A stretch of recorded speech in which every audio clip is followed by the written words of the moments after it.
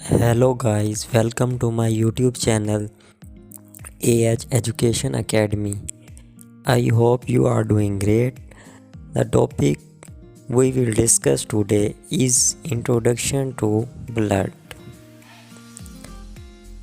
Let's get started.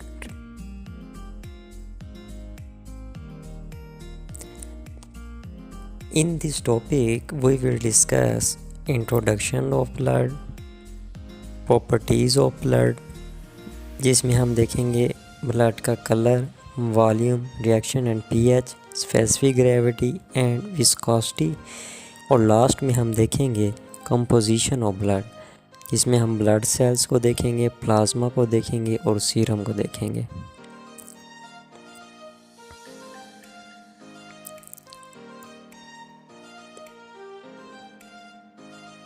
Blood is a connective tissue in fluid form.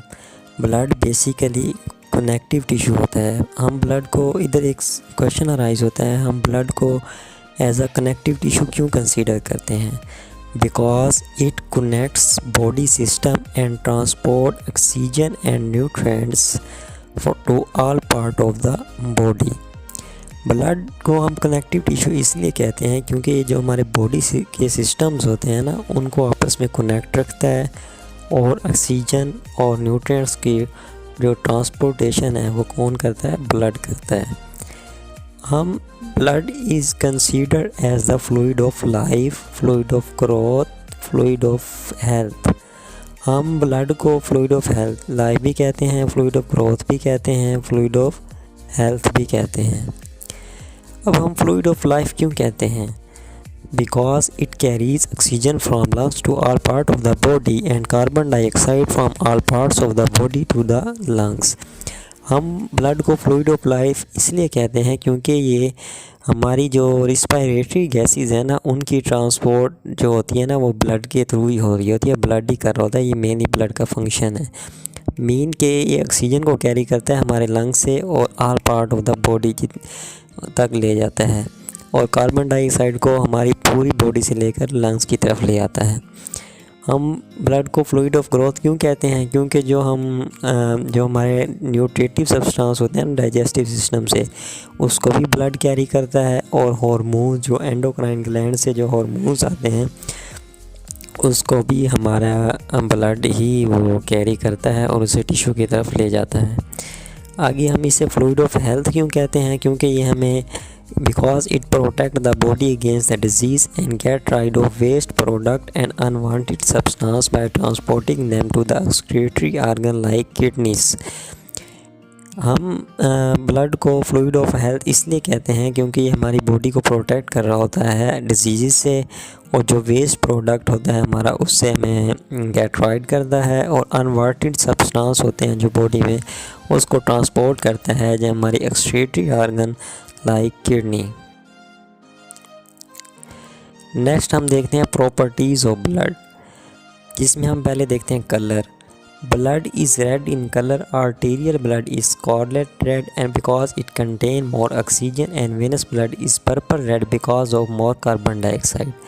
Blood basically red colour का होता है। जो arterial blood होता है ना, आर्टरीज़ का ब्लड, वो स्केलेट रेड कलर का होता है क्योंकि उसमें ऑक्सीजन की मिकदार ज़्यादा होती है, और जो वेनस ब्लड होता है वो पर्पल रेड का होता है क्योंकि उसमें कार्बन डाइऑक्साइड की मिकदार ज़्यादा है।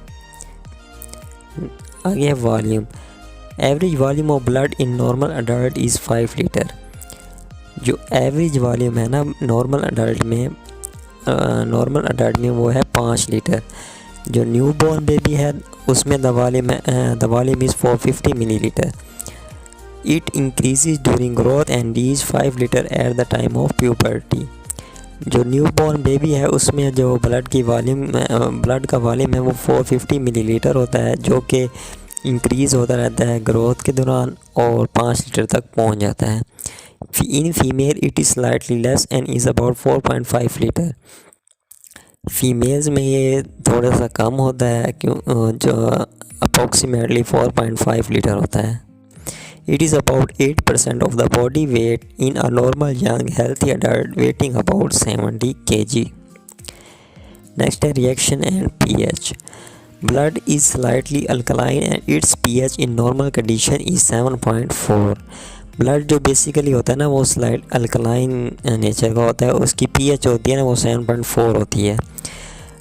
pH greater than 7 is basic, less than 7 is acidic.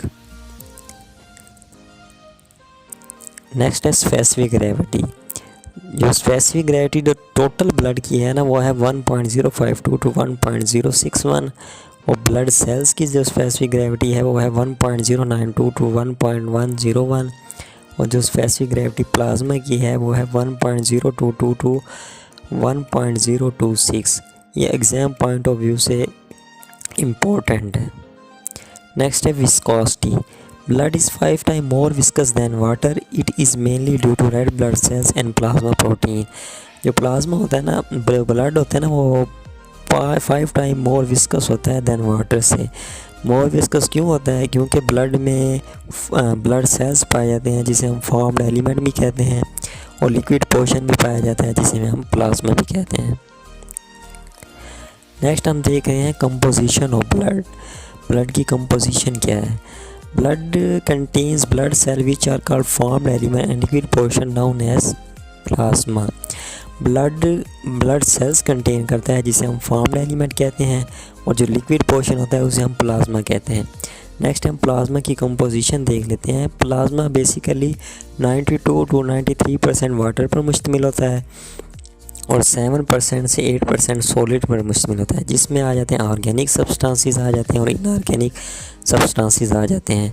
जो ऑर्गेनिक सब्सटेंसेस है उसमें प्लाज्मा प्रोटीन आ जाती हैं। प्लाज्मा प्रोटीन में एल्ब्यूमिन आ जाती है, ग्लोब्यूलिन आ जाती है, फैब्रिनोजिन आ जाती है, और अमाइनो एसिड आ जाते हैं जिसमें एसेंशियल अमाइनो एसिड आ जाते हैं, नॉन एसेंशियल अमाइनो एसिड आ जाते हैं।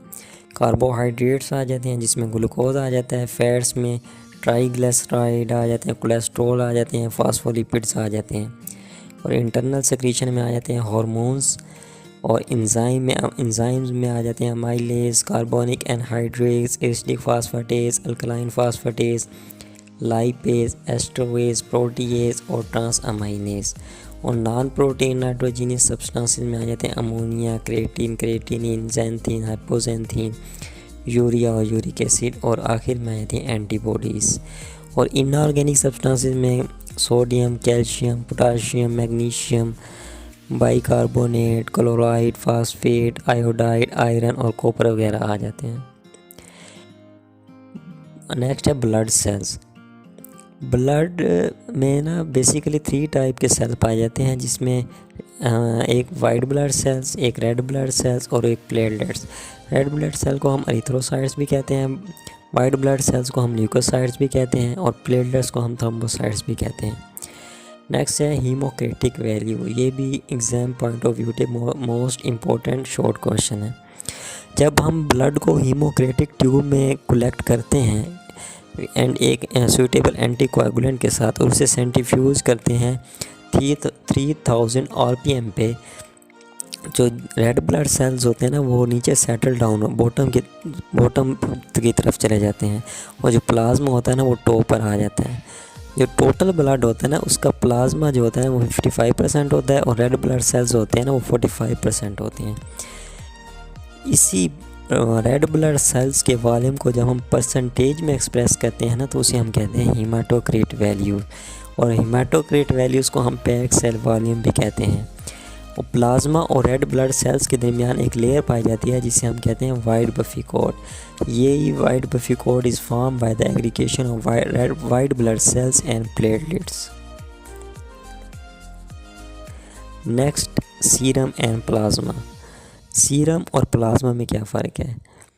बेसिकली जो प्लाज्मा होता है ना वो स्टार कलर का लिक्विड पार्ट होता है ब्लड का, जो 91 टू 92% वाटर पर मुश्तमिल होता है, जो कि मैं पहले बता चुका हूँ। 8% टू 9% सॉलिड पर मुश्तमिल होता है। जो सॉलिड्स होते हैं वो ऑर्गेनिक और इनऑर्गेनिक सब्सटेंसेस पर मुश्तमिल होते हैं। जो सीरम होता है, serum clear straw coloured fluid होता है जो हम हासिल करते हैं ब्लड क्लॉट से।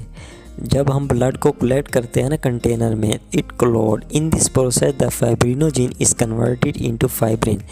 जो ब्लड में फाइब्रिनोजिन होती है ना, वो कन्वर्ट हो जाती है फाइब्रिन में, और ब्लड सेल्स जो होते हैं ना वो ट्रैप हो जाते हैं इसी फाइब्रिन में। After 45 minute serum oozes out of the blood clot. अब आगे कह रहा है कि बेसिकली जो सीरम और प्लाज्मा में क्या फ़र्क है। प्लाज्मा में वो ऑल कंस्टिट्यूएंट पाए जाते हैं एक्सेप्ट फाइब्रिनोजिन, एक्सेप्ट सीरम में फाइब्रिनोजिन नहीं पाया जाता। वो क्यों नहीं पाया जाता? क्योंकि जब ब्लड क्लॉट हो रहा होता है, जो फाइब्रिनोजिन है वो फाइब्रिन में कन्वर्ट हो जाता है, और प्लाज्मा में ये सारे कंस्टिट्यूएंट पाए जाते हैं। नीचे इक्वेशन दी गई है, इससे समझ आ जाएगी सीरम किसके बराबर होता है। जब प्लाज्मा में से ना हम फाइब्रिनोजिन निकाल देते हैं ना, तो उससे क्या बनता है? सीरम बनता है। आज के लिए इतना ही, इंशाल्लाह नेक्स्ट लेक्चर में मिलते हैं। जिन स्टूडेंट्स को ये स्लाइड चाहिए वो हमारे डिस्क्रिप्शन में जाके इसे डाउनलोड कर सकते हैं। Thank you.